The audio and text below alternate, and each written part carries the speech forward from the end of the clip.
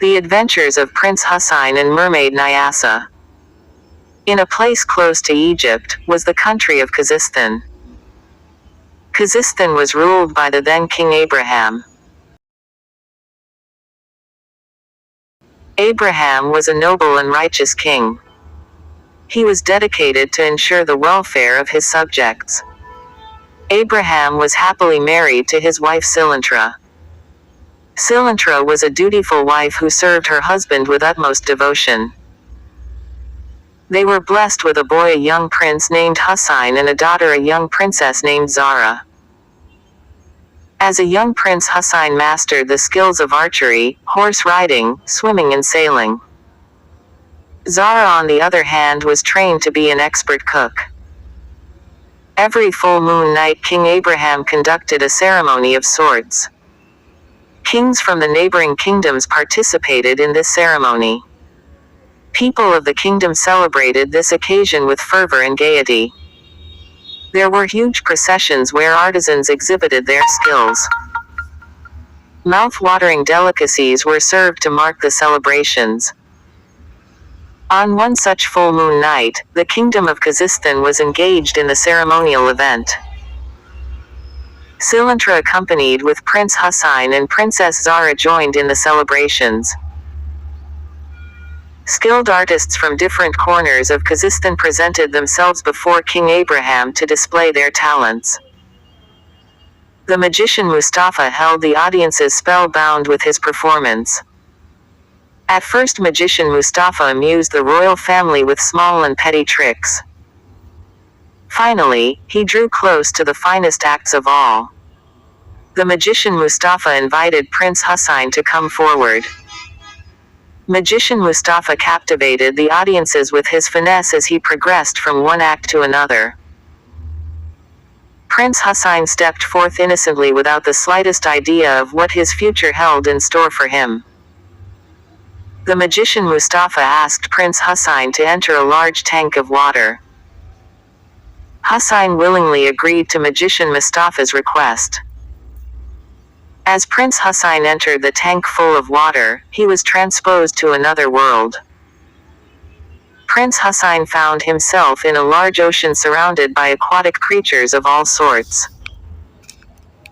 There were fishes, whales, octopuses, sharks, squids, tortoise and marine weed all around him. Prince Husain struggled to find his way in the gigantic ocean. Just when Prince Husain was ready to surrender himself to the underwater currents, he was gently nudged on his arm by a beautiful mermaid, Nyasa. Nyasa was half human and half fish. Nyasa had golden locks, big beautiful blue eyes and a slender body. The part of her body below the waist were like that of a goldfish. Mermaid Nyasa held Prince Husain with her arms and gently led him to a castle. The castle was a huge monument made of wax. The castle was a huge white castle.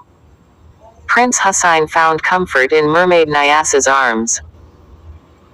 Mermaid Nyasa explained to Prince Husain that the magician Mustafa was none other than the evil King Jahanabad. Jahanabad wanted to see the King Abraham perish. The magic show was a means he had used to defeat the king. Since Jahanabad could not have destroyed the king through might, he decided to trick the noble king through this evil act.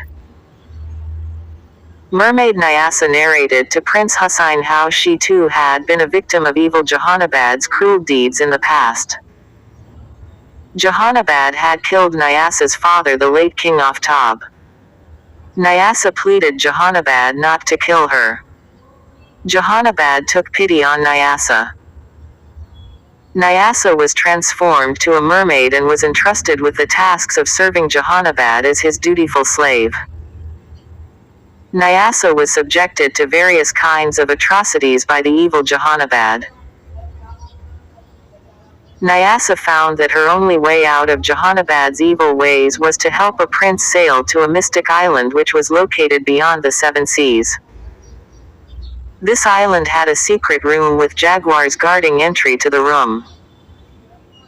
Only a noble prince with stars on his forehead could slay the evil jaguars and find a golden box. In the golden box were 5 honeybees. To slay Jehannabad, the bees had to be killed without dropping even a single one of them in the box. Prince Hussein listened to the mermaid Nyassa with rapt attention. He followed every word of mermaid Nyassa's directions. Prince Hussein then inquired how he could rescue Nyassa from the clutches of evil Jehannabad. Nyassa then told him that after he had killed those bees as instructed, he should silently tread to a small garden located in the backyard of that room. In the garden were creepers of all sorts. To rescue Nyassa, Prince Hussein had to find a creeper with a green stem and smell the white flowers it produced. Mermaid Nyassa would regain her human form only after the prince did so. Prince Hussein grew fond of Mermaid Nyassa. He pledged to release Mermaid Nyassa from the clutches of evil Jehannabad. Nyassa realized that Prince Hussein had stars on his forehead. She believed that Prince Hussein was the one destined to rescue Mermaid Nyassa. Prince Hussein did exactly as instructed by Mermaid Nyassa. Prince Hussein swam through the severe underwater currents. After swimming several miles relentlessly, he finally spotted the deserted island Nyassa had told him about. Prince Hussein was extremely exhausted and found great difficulty in locating the island. The thought of returning back to Khuzestan and uniting with King Abraham, Queen Silintra and Sister Zara was the only thought that motivated him to continue somehow. Prince Hussein was grateful that Mermaid Nyassa had revealed him the path to his freedom. Deep down, Prince Hussein knew that he wanted to gift human form to Mermaid Nyassa and take her along with him to be the future princess of Khuzestan. After swimming in the water for several miles, Prince Hussein gradually emerged from the water to enter the island. The island was one of the most beautiful islands he had ever seen. The island had dense foliage and abundant flora and fauna. With utmost dexterity, Hussein gradually walked through a simple path to reach the secret room. As Nyassa had suggested, he found 4 mighty black jaguars guarding the room. Prince Hussein fought the black jaguars bravely. After a tough battle with the jaguars, Prince Hussein was wounded. The thought of the lovely Nyassa and his journey back home to Khuzestan instilled courage in him and battled the injuries he had endured. Finally, after 7 days of continuous travel, Prince Hussein held the golden box Nyassa had described to him. As instructed by Mermaid Nyassa, he killed the 5 bees in it without dropping even one of them in the box. As the bees died, the evil Jehannabad was reduced to ashes. The evil Jehannabad succumbed to his evil deeds. Prince Hussein then followed Mermaid Nyassa's instructions to gradually reach the garden in the backyard of the room. After scanning through several creepers, he found the creeper with white flowers. He smelled the white flowers in it. As soon as Prince Hussein smelled the white flowers, Mermaid Nyassa regained her human form. She was transformed to a young maiden with golden locks, big beautiful blue eyes and a slender body.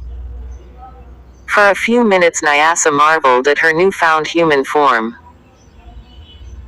She realized that Prince Hussein had perhaps found the creeper in the garden with white flowers and inhaled its fragrance.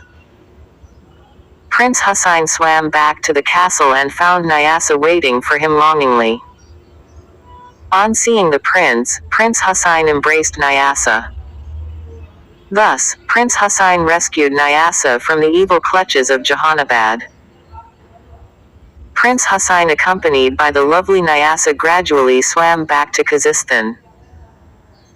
King Abraham and Queen Silintra rejoiced at the sight of their son who was safe and sound.